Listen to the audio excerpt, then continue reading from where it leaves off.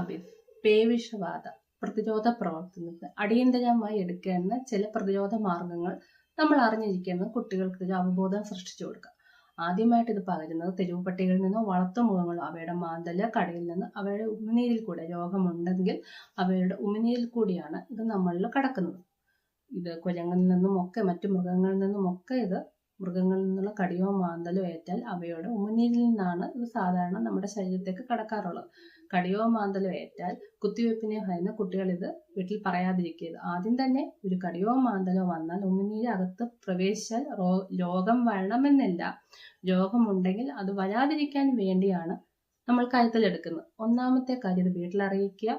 രണ്ടാമത്തെ കാര്യം അടിയന്തരമായിട്ട് ഇത് വാഷ് ചെയ്യുക. 10-15 മിനിറ്റ് സോപ്പും വെള്ളവും ഉപയോഗിച്ച് ഇത് വാഷ് ചെയ്യുക. മുറിവോ മാന്തലോ പറ്റിയെടുത്ത് ഉമിനീര് കിടക്കുകയാണെന്ന് തോന്നിയാൽ രണ്ടാമത് ഭയം വേണ്ട, ജാഗ്രത മതി, ഡോക്ടറെ കാണിക്കുക. അടിയന്തരമായി ഡോക്ടറെ കാണിക്കുക. മുറിവിന്റെ ആഴം അനുസരിച്ച് 2 പ്രതിരോധ മാർഗങ്ങളാണ്. തലയില്, മുഖത്ത്, കഴുത്തിലാണെങ്കിൽ RIGയെ കുറിച്ച് നമ്മൾ അറിഞ്ഞിരിക്കുക. റാബിസ് ഇമ്മ്യൂണോ ഗ്ലോബുലിൻ അടിയന്തരമായി ഇതെടുക്കുക. ഈ ഭാഗത്താണെങ്കിൽ ഇതെല്ലാവർക്കും അറിയാവുന്ന കാര്യമാണ്.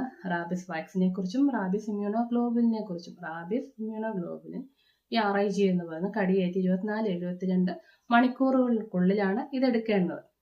അപ്പൊ ഇത് ഒരുതരം പ്രോട്ടീനാണ്. ഈ മാരകമായ വൈറസിനെ അകത്ത് പ്രവേശിക്കാതെ നശിപ്പിക്കാനുള്ള കഴിവ് ഈ റാബിസ് ഇമ്മ്യൂണോ ഗ്ലോബുലിനുണ്ട്.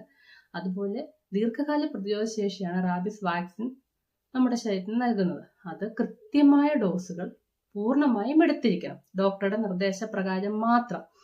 ഈ റാബിസ് ഇമ്മ്യൂണോ ഗ്ലോബുലിനും റാബിസ് വാക്സിനും 2 തരത്തിലാണ് എടുക്കുന്നത്. ഒന്ന്, മൃഗഡോക്ടർമാരോ മൃഗങ്ങളുമായിട്ട് കൂടുതൽ ഇടപഴകാൻ സാധ്യതയുള്ളവര് കടിയേൽക്കുന്നതിന് മുൻപ്, കടിയേറ്റാലോ ഉമിനീര് പകർന്നാലോ കരുതലിന്റെ ഭാഗമായിട്ട് എടുക്കുന്നു. കടിയേറ്റവരും ഇതെടുക്കുന്നു. ഭയം വേണ്ട, ജാഗ്രത മാത്രം മതി.